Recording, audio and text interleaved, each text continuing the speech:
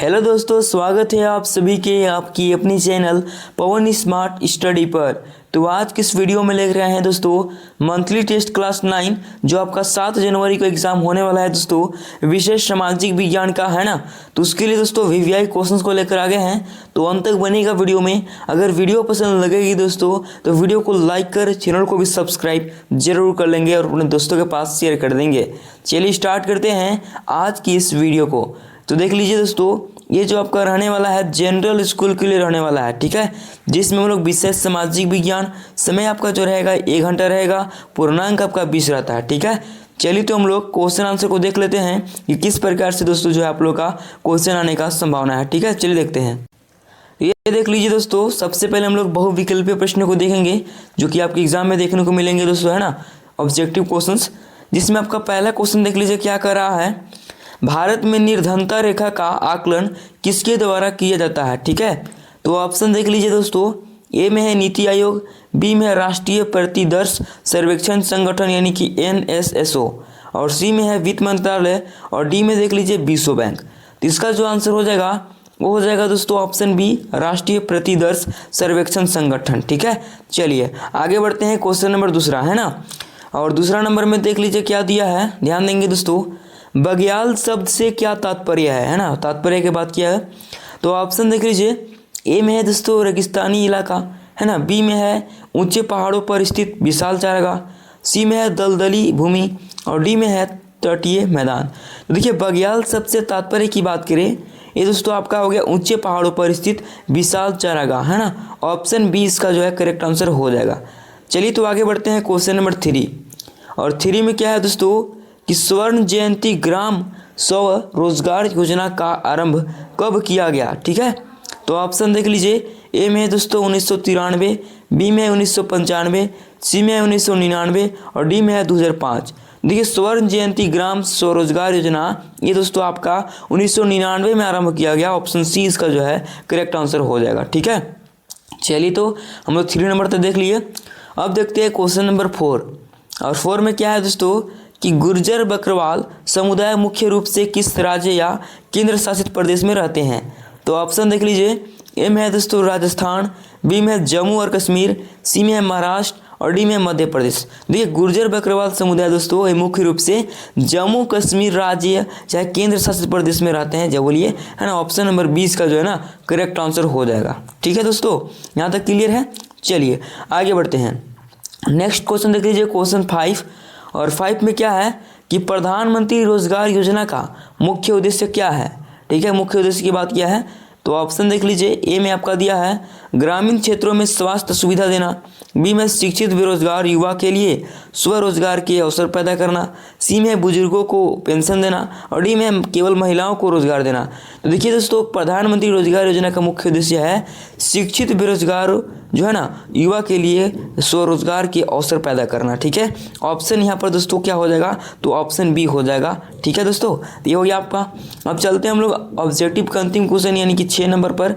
क्या है कि औपनिवेशिक सरकार ने प्रतिभूमि नियमावली को क्यों लागू किया, है ना। तो ऑप्शन देख लीजिए दोस्तों, ए में आपका है चरवाहों को जमीन देने के लिए, है ना, बी में है खेती का क्षेत्र बढ़ाकर राजस्व बढ़ाने के लिए, और सी में है जंगलों को बचाने के लिए, और डी में है पर्यटन को बढ़ावा देने के लिए, है ना। इस प्रकार से देख लिए इसका आंसर क्या हो जाएगा, इसका जो आंसर हो जाएगा वो हो जाएगा ऑप्शन बी दोस्तों, खेती का क्षेत्र बढ़ाकर राजस्व बढ़ाने के लिए। क्या बढ़ाने के लिए, राजस्व बढ़ाने के लिए। तो हम लोग 6 ऑब्जेक्टिव क्वेश्चन को देख लिए, जो कि दोस्तों इसी में से जो आप लोग के एग्जाम में देखने को मिलेगा, है ना। और बाकी दोस्तों सब्जेक्टिव क्वेश्चन को चलिए देखते हैं। उससे पहले अभी तक आप वीडियो को लाइक नहीं किए हैं तो लाइक जरूर कर देंगे, एंड चैनल पर रहेंगे दोस्तों चैनल को भी सब्सक्राइब जरूर कर लीजिएगा, ठीक है। चलिए देखते हैं सब्जेक्टिव क्वेश्चन को।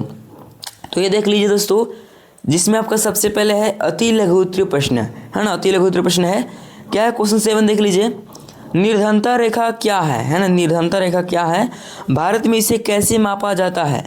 तो इसका आंसर देख लीजिए कैसे लिखेंगे आप लोग, है ना। उत्तर देख लीजिए दोस्तों, यहाँ पर दिया है कि निर्धनता रेखा वह काल्पनिक रेखा है जो आय या उपभोग के उस न्यूनतम स्तर को दर्शाती है जिसे है ना किसी व्यक्ति की बुनियादी ज़रूरतों को पूरा करने के लिए आवश्यक माना जाता है। ठीक है, भारत में इसे मुख्य रूप से दोस्तों मुख्य रूप से 2 आधारों पर मापा जाता है। देख सकते हैं, पहला तो आपका हो गया दोस्तों कैलोरी आवश्यकता।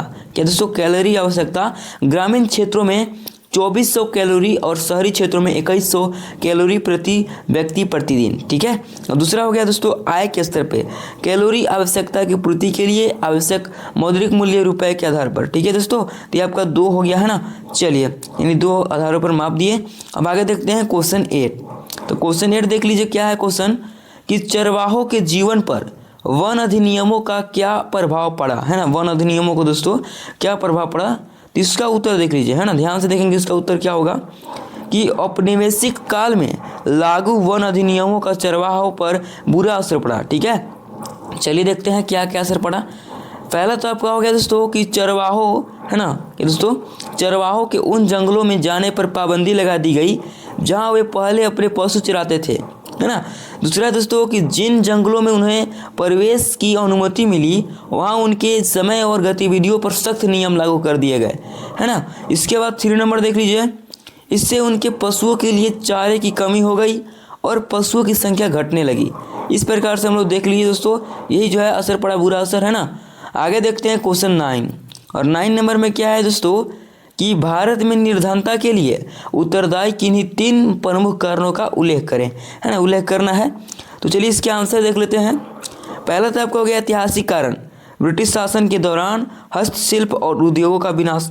ठीक है, अब दूसरा देख लीजिए जनसंख्या वृद्धि दोस्तों, जो कि जनसंख्या में तीव्र वृद्धि के कारण प्रति व्यक्ति आय में कमी आई है। ठीक है, इसके बाद 3 नंबर देख लीजिए, जो कि है भूमि संसाधनों की कमी, यानी ग्रामीण क्षेत्रों में भूमि और अन्य संसाधनों के असमान वितरण के कारण गरीबी बनी हुई है। ठीक है दोस्तों, क्या बनी हुई है, गरीबी। ठीक है, ये हो गया।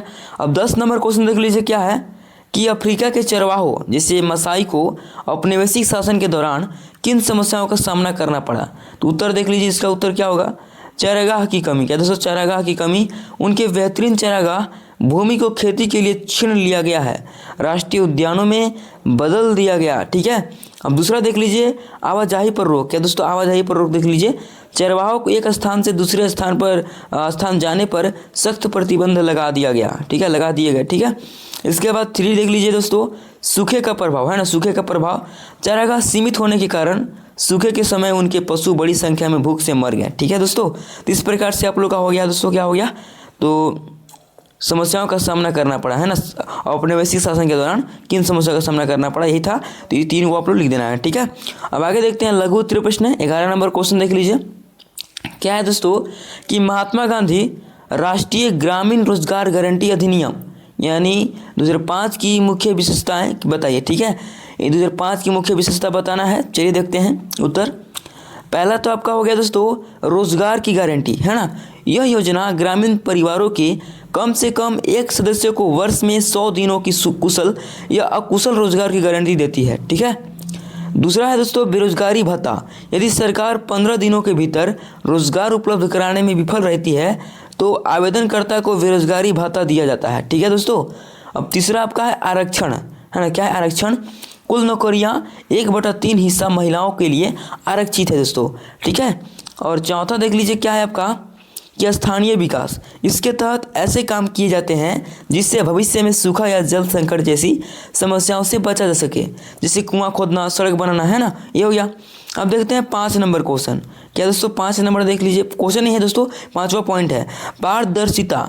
मजदूरी का भुगतान सीधे बैंक या डाकघर के खातों में किया जाता है। ठीक है, इस प्रकार से आप लोग का 11 नंबर क्वेश्चन कंप्लीट हुआ दोस्तों, है ना। अब देखते हैं क्वेश्चन नंबर 12।